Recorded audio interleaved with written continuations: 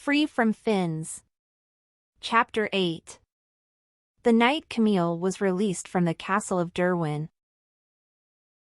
Camille went before her father bowing low. King Bardo sat on his throne, staring at his daughter with heated eyes. He already knew the information she brought wasn't going to be what he wanted to hear. "What is the news of Brie?" he said coolly for his daughter's sake. Camille sighed. She has traded her soul and voice for legs to join the humans. She claims she is trying to prove to you humans aren't wicked, but I don't know if it's all true. The rage of the king broke.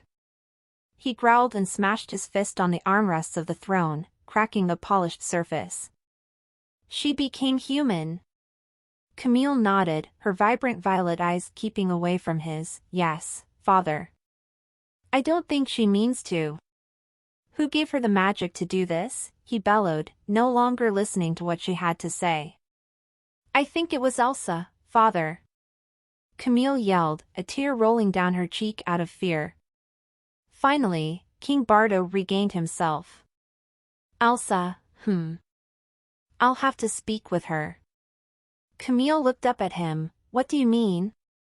She knew her father well.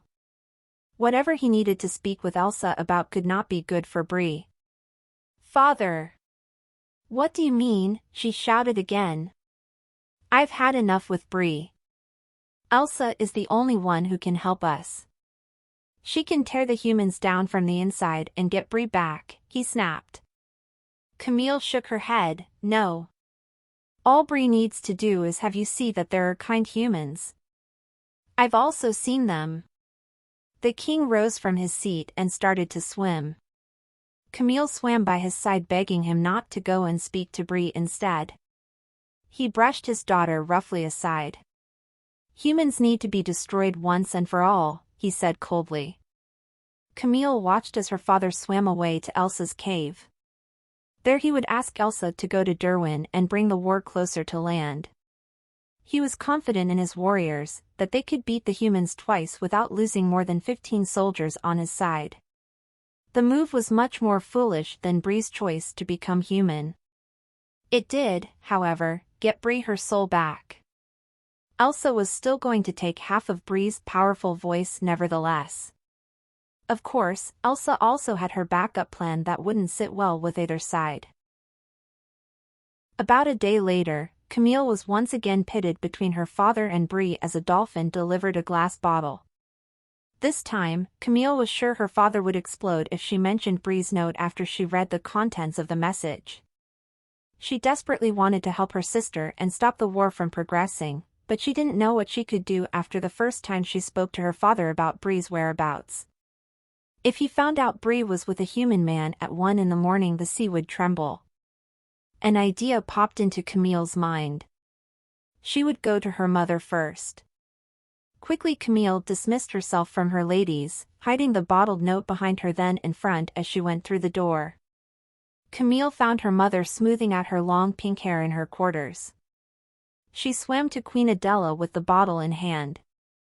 The queen turned to face her daughter with a beautiful smile on her face. "Mother," Camille began with her hands shaking, "I got a note from Brie."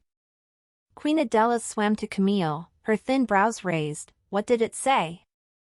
With a breath, Camille replied, "Well, it really wasn't from her. It was from a human prince."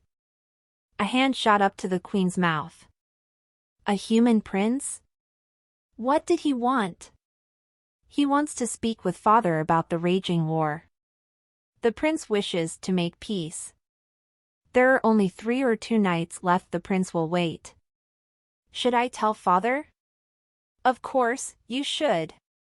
Not only is this about the war, but about Brie." "Yes, I know, but father has already made some kind of deal with Elsa. He wants nothing of peace. All he wants is war now. If we tell him about this, I'm afraid he'll try and kill the prince. War will surely happen then, even without the help of Elsa." The two women sighed as they dwelled on the awful stakes of both races. It was all a huge mess. If they did tell King Bardo, what would he do? There was no way to know. I'll go tonight and talk to this prince, the queen finally said.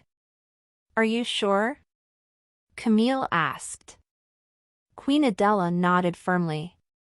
It is my duty as the Queen of Baldwin,